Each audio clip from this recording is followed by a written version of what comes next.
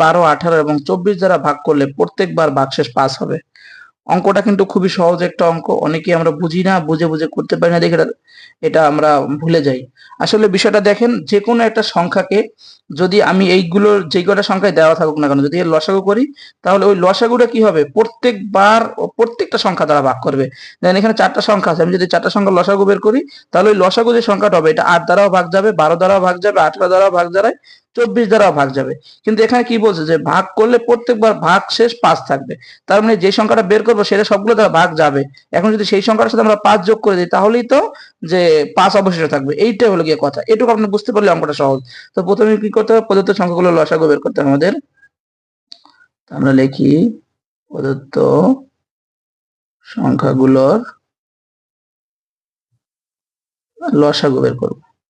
দেখেন অঙ্কের বিষয়টা হলো বোঝার, আপনি যখন বুঝে বুঝে করবেন তখন আপনার অল্প প্রিপারেশনে কিন্তু আপনি ভালো কিছু করতে পারবেন। সংখ্যাগুলোর লসাগু হলো কত, 8, 12, 18, 24। আমি যদি 2 দ্বারা দেই, 2 দ্বারা দিলে 4 দ্বিগুণে 8, 6 দ্বিগুণে 12, 9 দ্বিগুণে 18, 12 দ্বিগুণে 24। আবার যদি আমি 2 দ্বারা দিই, 2 দ্বিগুণে 4, 3 দ্বিগুণে 6, এটা যায় না, যেটা যায় না সেটা যা আছে তাই রেখে দেবো। হ্যাঁ, 6 দ্বিগুণে 12। আর সর্বনিম্ন 2টা যেতে হবে। হ্যাঁ, 2টায় ভাগ যেতে হবে। 3টা সংখ্যা থাকুক, 5টা সংখ্যা থাকুক, সর্বনিম্ন 2টা গেলেই ভাগ দেওয়া যাবে। আচ্ছা এইটা দেখেন, এইটাই কি 2 দ্বারা যায়? হ্যাঁ 2 দ্বারা যায়। 2 1 কে 2, 3 এর ভিতরে যায় না, 3 3 রেখে দিলাম, 9 এর ভিতরে যায় না, 9 রেখে দিলাম, 6 এর ভিতরে যায়, 3 দ্বিগুণে 6। এখন দেখেন 2 দ্বারা কিন্তু আর যাচ্ছে না, কিন্তু 3 দ্বারা যাবে। তাহলে এখানে 1 থাকলে এখানে 3 1 কে 3, এখানে 3 3 এ 9, এখানে হলো গিয়ে 3 1 কে 3। এখন যদি একটা সংখ্যা আছে আর দেওয়ার দরকার নেই। তার মানে এখন আমাদের লসাগু মানে কি সবগুলো সংখ্যা নিতে হবে, আর গসাগু মানে কি জোড়ায় জোড়ায় নিতে হয় আর কি। তাহলে লসাগু, আমরা লিখি যে লসাগু সমান সমান কত, 2, সবগুলো সংখ্যা যেগুলো দ্বারা ভাগ দিয়েছে সবগুলো, 2 3 3।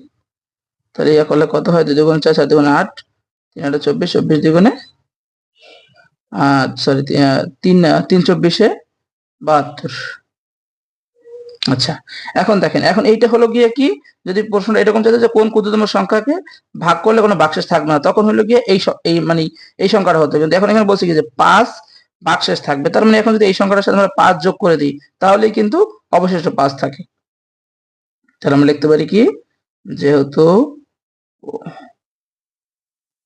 প্রত্যেকবার 5 অবশিষ্ট থাকবে। দেখেন বুঝে বুঝে করবেন, অঙ্ক মুখস্থ করার বিষয় নয়, বুঝে বুঝে করতে হয়। অবশিষ্ট থাকবে, তাই 72 প্লাস 5 সমান সমান 77। এইটি হলো কি আমাদের অ্যান্সার। ধন্যবাদ সবাইকে, আসসালামু আলাইকুম।